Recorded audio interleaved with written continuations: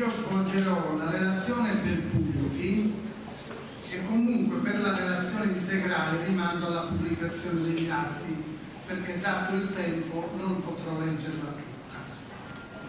Per punti, dicevo, con questa annotazione, che ho costruito la relazione su documenti per lo più inediti, messimi cortesemente a disposizione da Simonetta.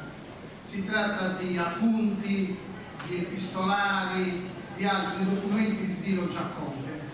E poi l'ho costruita anche grazie a una serie di colloqui che ho avuto sempre con Simonetta.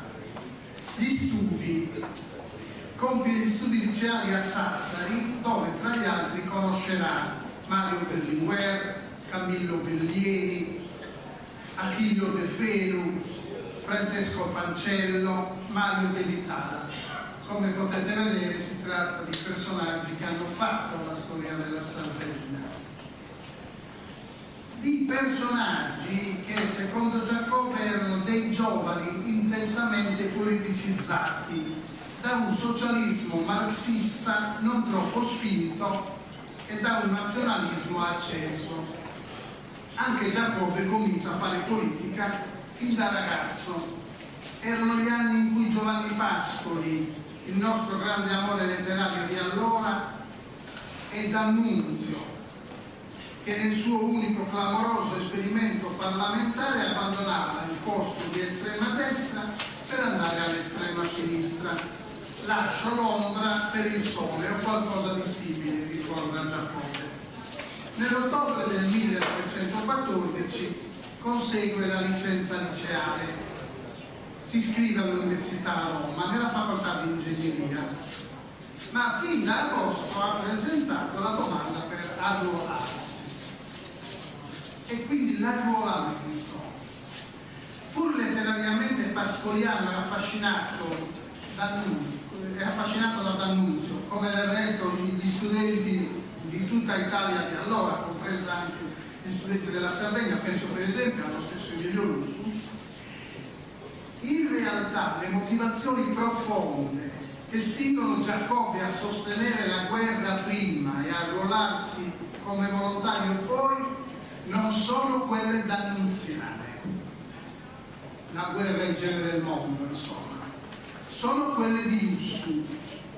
Nell'estate del 1914, poche settimane dopo lo scoppio della Grande Guerra, scriverà: fui uno dei seguaci di Gaetano Salvemini e di Cesare Battisti nella campagna perché l'Italia rompesse l'alleanza con la Germania, l'Austria e l'Ungheria intervenisse nel conflitto a fianco dell'intesa. Una motivazione, oggi diremo, di ordine democratico, non quindi di ordine bellicista. Motivazione di questo ingresso, di questo suo arruolamento. Lo scrive al fratello Ottorino in una lettera non datata, probabilmente del maggio 1915. Le notizie che mi dai sull'entusiasmo con cui a Sassari si aspetta la guerra servono a provarmi ancora meglio il patriottismo dei sardi e la concorde volontà dell'Italia per questa bella guerra. Bella guerra, fra poco vedremo cosa sosterrà.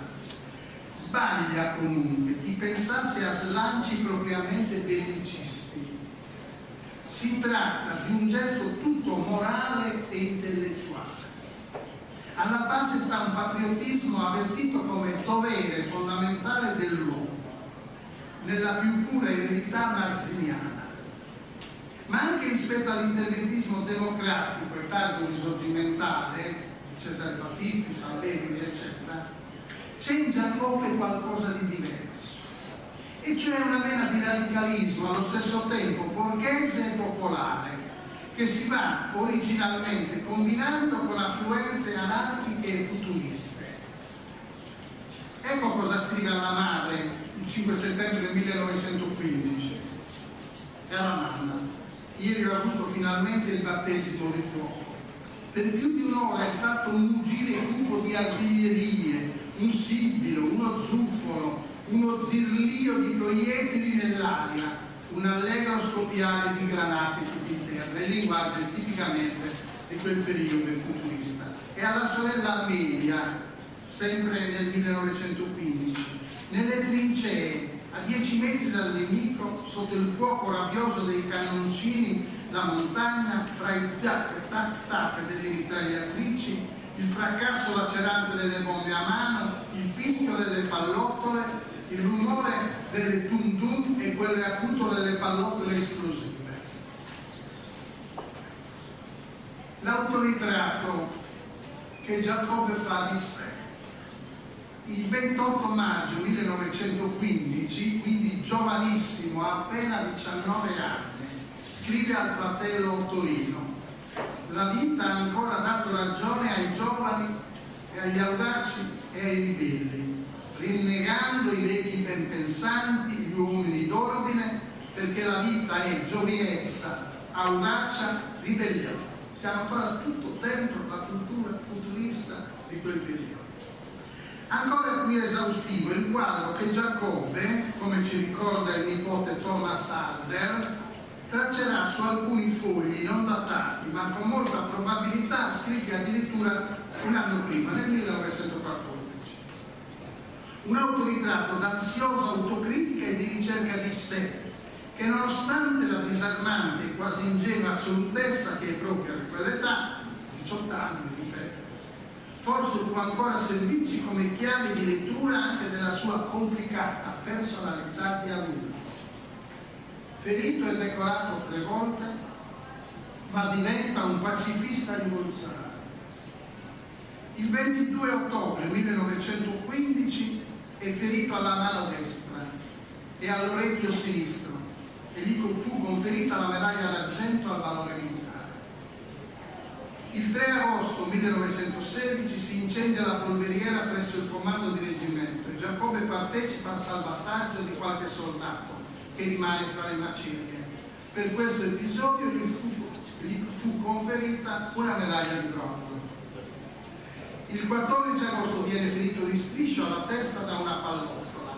Ecco come Giacobbe ci racconta delle sue ferite e delle medaglie. Riceverà un'altra di bronzo.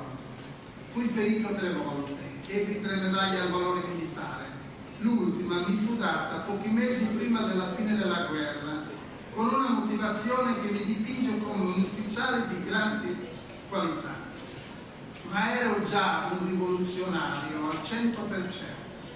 Forse è proprio per questo che ero un buon ufficiale. Il 24 ottobre 1918 solennizzai l'ora fatale dell'armistizio dando fuoco a una catasta di casse vuote di munizioni che avevo sparato negli ultimi giorni della guerra. Mancò poco che non buttassi sul fuoco gli stessi cannoni. Il falò fu visto tutto intorno per un raggio di 40 km. Da tutte le parti mi arrivavano telefonate di comandi superiori allarmatissimi. Io rispondevo: è solo un incendio accidentale. Non ci sono pericoli. Fra poco si spegnerà da solo. Ma la ragione vera dell'incendio era quella che avevo dato ai soldati miei. È vero o non è vero che ci dicono che questa guerra è l'ultima guerra della storia? Quella guerra che deve porre fine a tutte le guerre? Se questo è vero, tutto questo materiale bellico non serve più a nulla e la cosa migliore che possiamo fare è bruciarlo. Questa spiegazione non tardò ad arrivare alle orecchie dei comandi superiori.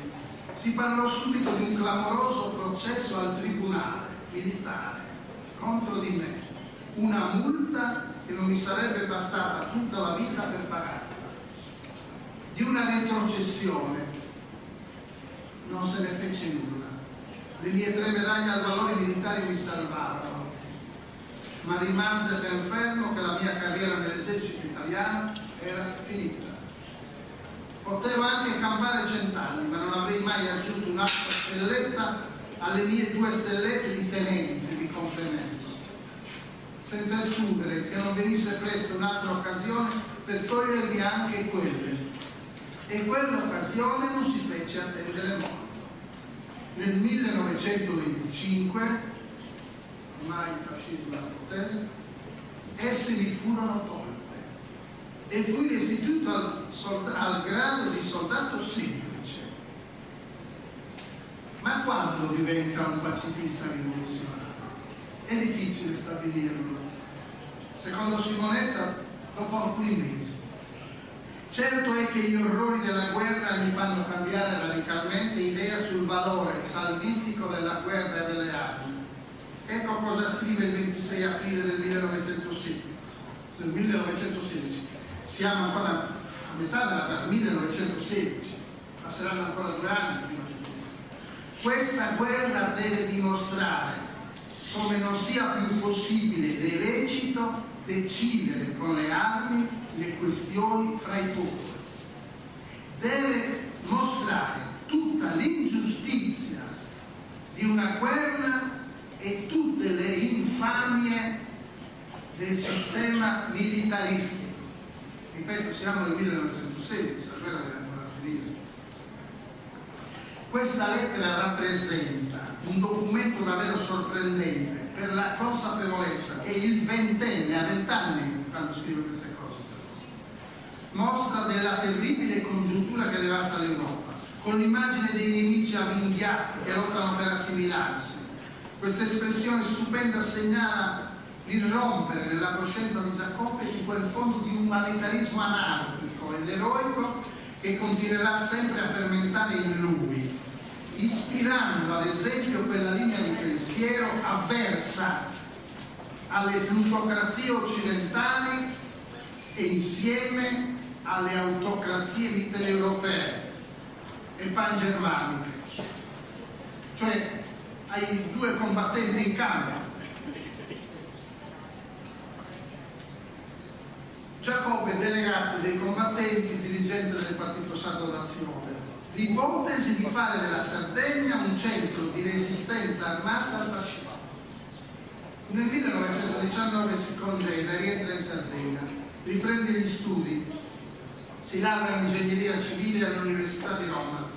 In realtà non aveva mai abbandonato gli studi di Giacobbe, anche durante la guerra, i suoi libri di fisica, di ingegneria, anche di letteratura, eccetera. Nel maggio del 1922 è nominato ingegnere del comune di Nuoro. Il 1 novembre del 1924 prende servizio alla provincia di Cagliari. Intanto, insieme a Emilio Russo, Bellieni e altri, fonda nel 1921 il Partito Sardo. Nel 6° congresso dei combattenti, l'anno dopo, nel 22, viene eletto delegato regionale, che era la suprema carica dei combattenti. Il congresso dei combattenti prima, sempre nel 22, e quello del Partito Sardo poi, si svolgono contestualmente, uno il 28 ottobre e l'altro il 29 ottobre, mentre la politica italiana è sconvolta dalla marcia su Roma. Sarà proprio Giacobbe a ricostruire in una lettera spedita a Gaetano Salvemini da Cagliari qualche anno dopo quello che succederà a Nuoro il 28 ottobre del 22.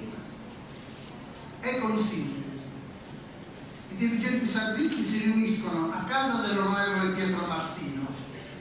Sono presenti Lussu, Mastino, Bellieni, Sali, Puzzolo, Pili, Pugioni, Loggiano, Giacobbe, appunto. Adamni, Manca e Sedes. Alcuni di loro ritengono che la monarchia si accorderà col fascismo eliminando tutte le libertà.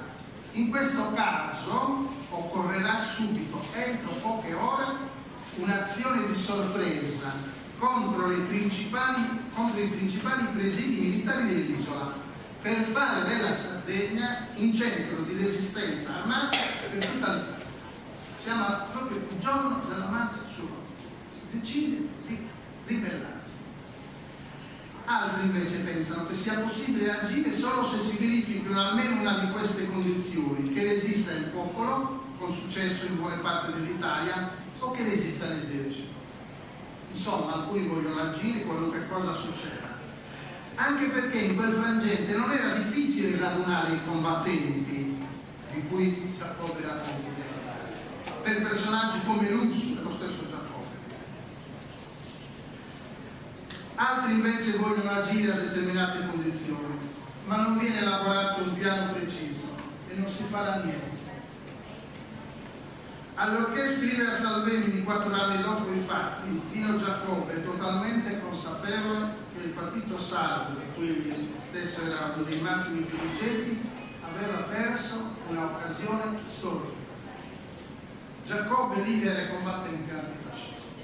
Il 31 dicembre del 22 Giacobbe viene ricevuto in quanto delegato regionale dei combattenti, molto prima quindi di Lussu, dei suoi incontri a Cagliari con il generale Asclepia. Quindi Giacobbe parla con il generale Asclepia, che era il mandato da Mussolini, e si presenta insieme a Luigi Oggiano, direttore del Partito Sardo, a Raffaele Angius, delegato provinciale di Cagliari, e a Rodolfo Prunas, delegato provinciale di Sassari. Si presenta non dal generale Asclepia, ma da Mussolini in persona a Palazzo Chigi. Questa sarà la conclusione. Non accettiamo nessun accordo. La nostra linea di condotta è segnata definitivamente nei confronti del fascismo. Dico questo anche perché su questo poi ci sono stati storie sardo-fascisti, eccetera, che ci saranno. Giacobbe il 31 dicembre del 22, qualche mese dopo la marcia su Roma, decide: non accettiamo nessun accordo con il fascismo. È lo stesso netto diniego che Giacobbe aveva opposto sempre nel mese di dicembre ad Asclepia Gandolfo, colonnello divenuto poi generale e comandante di corpo d'armata, inviato come prefetto a Cagliari da Mussolini. Asclepia che Giacobbe aveva conosciuto al fronte. Inizia così l'antifascismo militante di Giacobbe, ha fatto anche gli scontri fisici. Ecco come ce lo racconta. Il 24 maggio del 23 ho un incidente nel corso di Nuoro con Giovannico Ballero. Più tardi nella sezione combattenti ho un secondo incidente col capitano dei carabinieri Meloni. Una decina di giorni dopo alcuni fascisti, Porcherino e Patata, vengono bastonati e io sono arrestato sotto l'accusa di complotto. Nel mese di settembre si fa il processo, sono condannato per 3 mesi di carcere per oltraggio all'arma. Per l'incidente della sezione dei combattenti sono deferito al Consiglio di disciplina della divisione e radiato dai ruoli degli ufficiali. Nell'estate del 24 lascia il posto di ingegnere del comune di Nuoro, assume quello della provincia di Cagliari, ma deve lasciarlo 2 anni dopo, nel 26, dopo l'arresto che subisce, un altro arresto, che subisce in occasione della manifestazione fascista per l'attentato Zamboni. Nel gennaio del 30 presta servizio all'ufficio tecnico della provincia di Nuoro, ma è costretto a lasciarlo 2 anni dopo, perché il prefetto si rifiuta di approvare la sua nomina per concorso. Quel posto non esiste più, era stato assegnato, adesso è stato cancellato. Giacobbe sarà arrestato più volte. Ogni volta mi ha riferito la figlia Simonetta, che arrivava in gerarca a Nuoro. In genere arrivavano purtroppo dai paesi dell'interno, da Forni in modo particolare, con i Coinu e i Gualdi. A Nuoro capitò una volta che arrivano nella sezione sardista i fascisti. Giacobbe stende lo stendardo dei 4 Mori e dice loro: andatevene o vi sparo. Più volte viene alle mani con i gerarchi fascisti. Nel maggio del 37, ne ha accennato Simonetta, quindi taglio alcune cose, la moglie Graziella Secchi e l'insegnante Mariangela Maccioni vengono arrestate per aver espresso solidarietà e simpatia nei confronti di un giovane di Orgoglio, Giovanni Piettori. Graziella resterà in carcere, l'ha detto Simonetta, 26 giorni, Angela 39. Entrambe saranno poi diffidate e Angela sarà esclusa dall'insegnamento, nonostante dovesse mantenere e assistere la madre cieca. Sarà l'unica insegnante in Sardegna che perderà il posto. Non contenti degli arresti e delle persecuzioni contro le 2 antifasciste nuoresi, il giornale della Federazione Fascista Nuoro Littoria scrive un articolo ingiurioso in cui arriva a chiamarle 2 passionarie lesbiche. era un insulto maggiore che si poteva. Dino Giacobbe sfida a duello l'autore dell'articolo, il federale fascista Mario Canino, e questo per tutta risposta lo fa arrestare. Accetterà il duello più tardi, ma il prefetto proporrà che venga arrestato anche lui perché il duello è proibito dalla legge. Qui nella relazione integrale troverete i rapporti fra Mariangela Maccioni con un altro grande personaggio storico, su cui ho scritto una monografia in sardo, che è Marianna Rossari di Orano, altra grande antifascista. Non contenti, Giacobbe sperimenta così la violenza degli attacchi sui giornali, dopo il carcere e l'emarginazione economica e sociale. Privato del suo impiego pubblico ottenuto per concorso, il fascismo gli rendeva difficile anche l'esercizio della libera professione di ingegnere. A ciò si aggiungeva l'assillante sorveglianza fascista che rendeva impossibile ogni gesto che non fosse di resistenza passiva. Per cui, l'ha già detto Simonetta, la nostra capacità di sopportazione, scriverà Dino, si è esaurita. E andrà in Spagna, ma su questo io non parlerò perché ne ha già parlato Simonetta e ne parlerà specificatamente Contu nella sua relazione. E quindi, dopo la Spagna, l'esilio negli Stati Uniti. Sul finire del 1938, quando per i repubblicani spagnoli tutto è del tutto e le bandiere franchiste sventolano su tutte le città spagnole, le brigate internazionali vengono ritirate dal fronte. A gennaio del 1939 la Francia apre i confini alle migliaia di intellettuali antifascisti provenienti da tutto il mondo. Ad attendere Giacobbe, anche questo da Simonetta, c'è il campo di concentramento di Argel-sur-Mer ai piedi dei Pirenei. Ma quando dopo oltre 2 mesi di internamento lo stanno trasferendo a un altro, quello di Bourges, salta giù dal treno e riesce a raggiungere Parigi, dove era più facile mimetizzarsi agli occhi della polizia che lo braccava, scrive la figlia Simonetta, che prosegue. Si rifugiò presso Lussu, che lo rifocillò, lo rivestì di abiti meno compromettenti del poncio che gli era servito durante la guerra spagnola. Parte ai primi di settembre, proprio mentre le truppe del Terzo Reich invadono la Polonia. Si recherà ad Anversa, poi parcherà negli Stati Uniti. Anche qui semi-clandestino, costretto a lavorare sotto falso nome a Boston in una fabbrica di pantaloni come stiratore. A Boston, fra l'altro, nel 1944 fonderà la prima sezione americana del Partito Sardo Razzista. Agli inizi del 1942 arriva negli USA Lussu.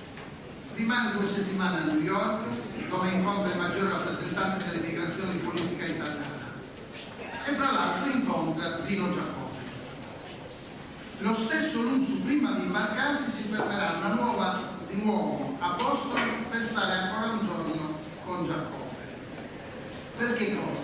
Per parlare di un progetto di lusso, di risurrezione dell'isola. I progetti per la Sardegna, di cui Lussu va a discutere con Giacobbe e i maggiori rappresentanti, consistono in questo, sintetizzo. Si tratta dell'ipotesi di uno sbarco di commandos in Sardegna, capace di innescare nell'isola, attraverso la guerriglia di montagna, un focolaio di ribellione nel paese al regime fascista. Lussu descriverà in maniera minuziosa questa ipotesi di ribellione in un libro chiamato Diplomazia clandestina, che però salvo perché è troppo analitico.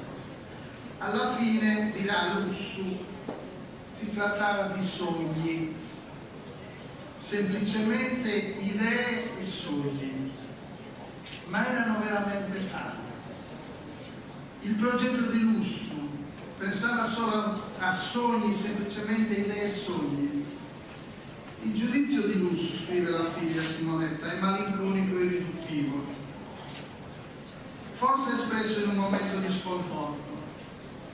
Tanto che Simonetta cita una lettera dello stesso Lusso al senatore Armando Congiu del 1968, in cui scrive Lusso: se il piano che proponevo al gabinetto di guerra britannico nel 1942 fosse stato accolto, e per poco si avvicinò al successo, certamente io avrei provocato un movimento contadino operaio popolare, con il SDAZ come base, ma legato all'intero movimento operaio, contro l'occupazione tedesca, il fascismo e la monarchia.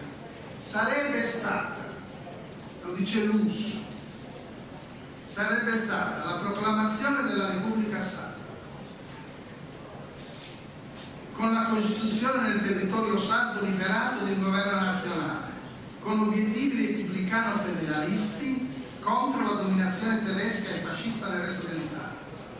Curiosamente, lo stesso giudizio esprime Giacobbe qualche anno dopo, nel 1980. Se Lusso avesse dato risposte positive alle garanzie che chiedeva agli alleati, i sardi sarebbero apparsi agli occhi del mondo come un popolo e la Sardegna come una nazione che voleva ritrovare se stesso. Quella iniziativa fallì e io, che mi trovavo in America, mi trovai nell'impossibilità di partecipare alla guerra di liberazione in Italia. Questa però non ha avuto il carattere che io e Emilio Lusso volevamo dare alla insurrezione in Sardegna. E ora credo che per noi tutti sardi sia giunta l'ora di iniziare una guerra di liberazione dalla NATO. Rientro in Sardegna dagli Stati Uniti e progressiva emarginazione economica e sociale. Quando dopo 8 anni di esilio, nel 1945, Giacobbe rientra e sbarca in Sardegna dagli Stati Uniti, gli vanno incontro il ministro ai lavori pubblici e Lusso. Gli propongono di fare l'alto commissario in Sardegna per i lavori pubblici. Giacobbe non accetterà. Intanto, nel 1948 segue Lusso nella scissione del partito sardo prima e nell'adesione al partito socialista poi. Non seguirà Lusso invece nel partito socialista di unità. Intanto ritornerà per un breve periodo a Nuoro, alla provincia. Poi farà piccoli lavori per la Cassa per il Mezzogiorno, sempre più emarginato e deluso. Per hobby e per piacere fa lo speleologo. Al Bue Marino di Calagonone studierà la situazione idrogeologica, esplorerà e ricostruirà i camminamenti. Fa anche l'archeologo e da ispettore onorario alle antichità della provincia di Nuoro scoprirà fra Polo e Benetutti la tomba del labirinto, attribuita alla cultura di San Michele, seconda metà del terzo millennio, inizio del secondo millennio, che descriverà in modo minuzioso. Si tratta dell'unico labirinto presente in Sardegna. Giacobbe, il 4 luglio del 1958, segnala la prima volta la scoperta alla sovrintendenza alle antichità di Sassari. La farà conoscere anche a Migliu, che però, commenta Simonetta, preso dai nuraghi, non gli darà molta importanza. Gli farà invece conoscere una professoressa che in seguito intesterà a sé la scoperta che invece era di Dino, ma fa anche molte altre scoperte archeologiche. Continuerà a interessarsi di politica, ma ormai non si riconosce più nei partiti e nelle loro idee dominanti. Il 16 maggio 1982, mi avvio alla conclusione, nei locali della Biblioteca Sarda di Nuoro si dà vita al movimento politico di Sardegna Libertare, che vedrà Angelo Caria leader. Vi parteciperanno Dino Giacobbe e Fabrizio De André. In quell'occasione io l'ho conosciuto e ho avuto modo di parlargli, sia pure per pochi minuti. ho avuto l'impressione di trovarmi davanti a un gigante, non solo fisico, anche se ormai incurvato per l'età, ma soprattutto morale. Di trovarmi cioè davanti a un idealista, a un vecchio cavaliere ed eroe romantico, una sorta di apostolo, forse anche di fronte a un uomo irragionevole, ma di quella irragionevolezza di cui parlava un caustico esponente della cultura europea del primo Novecento, quando affermava che l'uomo ragionevole si adatta al mondo. L'uomo irragionevole vorrebbe invece adattare il mondo a se stesso. Per questo ogni progresso dipende dagli uomini irragionevoli, come Dino Giacomo. Morirà in ospedale a Cagliari nel 1986.